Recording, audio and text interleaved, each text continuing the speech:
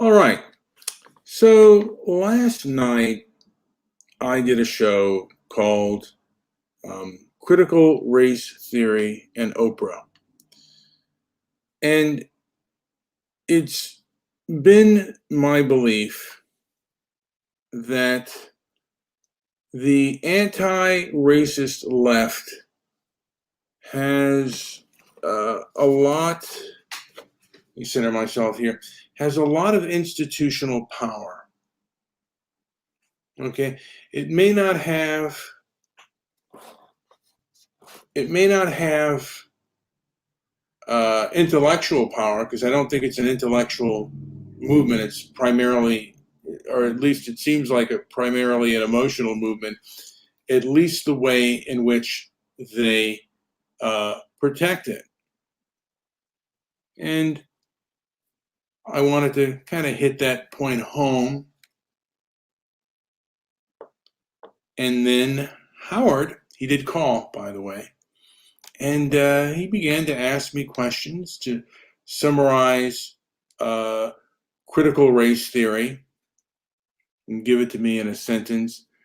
And, I didn't have, I guess, any proper answers. And I'll go into that later.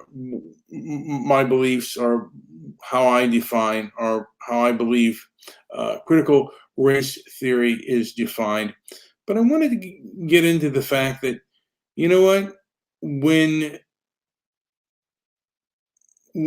I do podcasts, there is always a chance that there are questions or things that I cannot answer.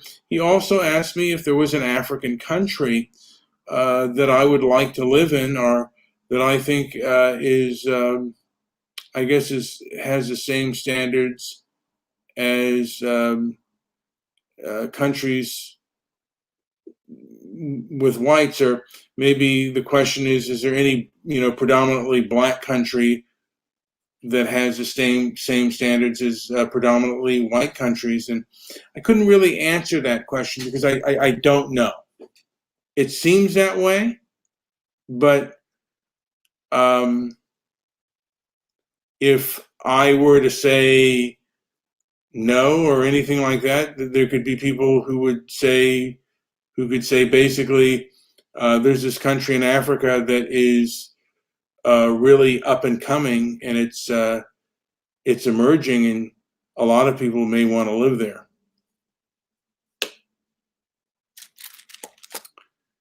But basically, I just wanted to say, look, I am primarily a movie and television fan, and I've watched, one of my favorite things of movies is movies that deal with the social condition, and also TV shows that deal with the social condition. I used to watch talk shows when I was a teenager all the time, and I watched all kinds of talk shows, from Oprah, Donahue, to the McLaughlin Report. And, I kind of had a gauge on which way the wind was blowing. And like I said before, the way the wind is blowing now is these anti-racist leftists have a lot of institutional power. And they have the power to shut you up. They have the power to silence you.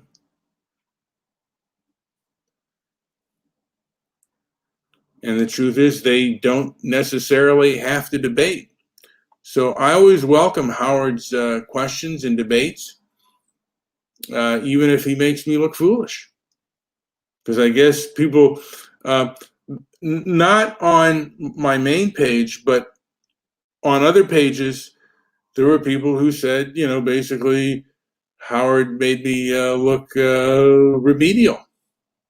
And that's being kind of kind. There were some even more vicious comments, which, look, I don't like it, but you know what? People are going to say what they're going to say.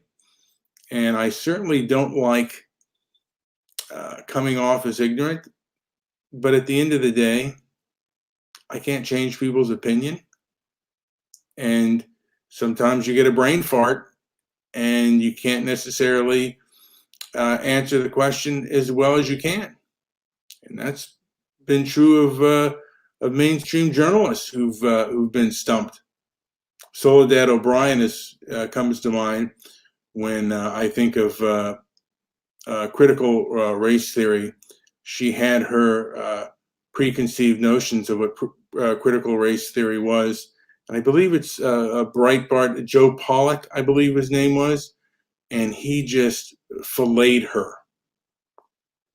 And I don't know if that ended her career, but I do believe that after that exchange, people from Breitbart are not invited on CNN because a lot of them are much sharper than the reporters, and they do have an agenda. They have particularly an anti-racist leftist position.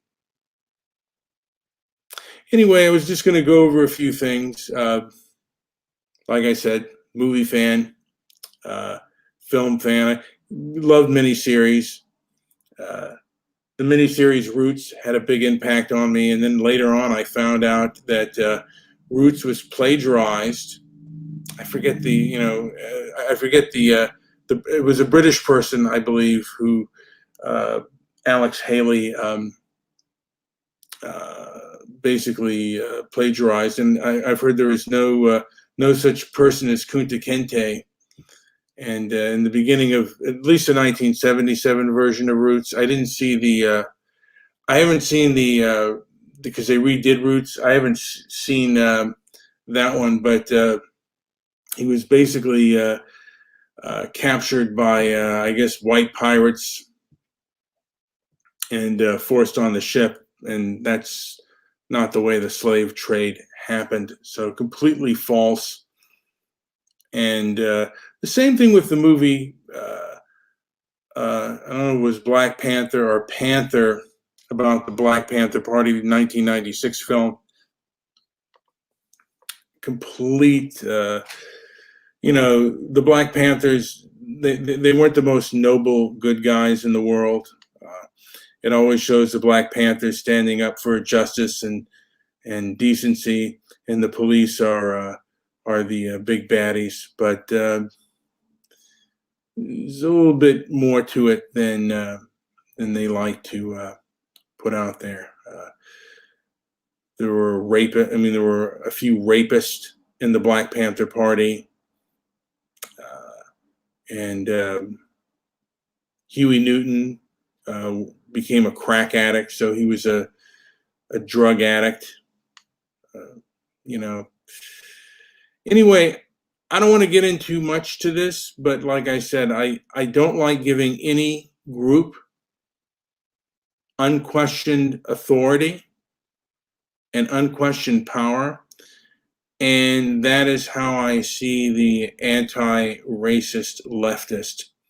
They've been given unquestioned authority and institutional power.